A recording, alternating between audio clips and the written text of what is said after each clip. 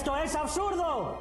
¿Cómo es posible que no encontremos ninguna evidencia? Nung araw na bibitayin kami, dito kami lumabas. At kailan naman kayo bibitayin? Anyo 1872. 2024 na ngayon.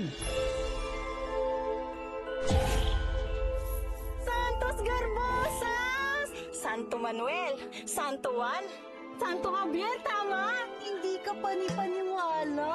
Isang anghel. Pwede magtanong, saan ba namin pwedeng makita si San Pedro? Gagabayan ko kayo sa isang taxi. Pinoprotektahan po nito yung mga tao sa sakit. Ako ba yung Santo Garcia dito? Ay, Diyos mio!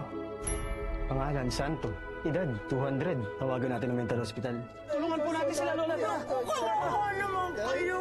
No Espanyol, Tagalog, English only, ha? English pala ang wika sa panahong ito. Ano nangyari sa wikang Espanyol?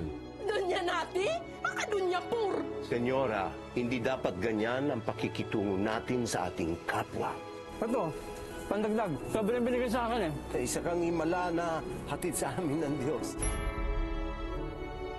Dito po nakasulat ang kasaysayan ninyo. Baka ito ang dahilan kung bakit tayo pinaglakbay dito sa panahon na ito para ipahiwatig sa atin na yung ating ipinaglalaban ay hindi hahantong sa isang kabiguan. Hithath, Hithath, Hithath. Naging isang malaking adventure itong time travel namin. Natuto kaming mag-Ingles, magluto, maging artista. Ang biyaya natin ay hindi manggagaling sa mga material na bagay. Tayo ay bibiyayain kapag tayo mismo ay magiging biyaya para sa iba. Hindi ko maunawaan. Paano nangyari ito?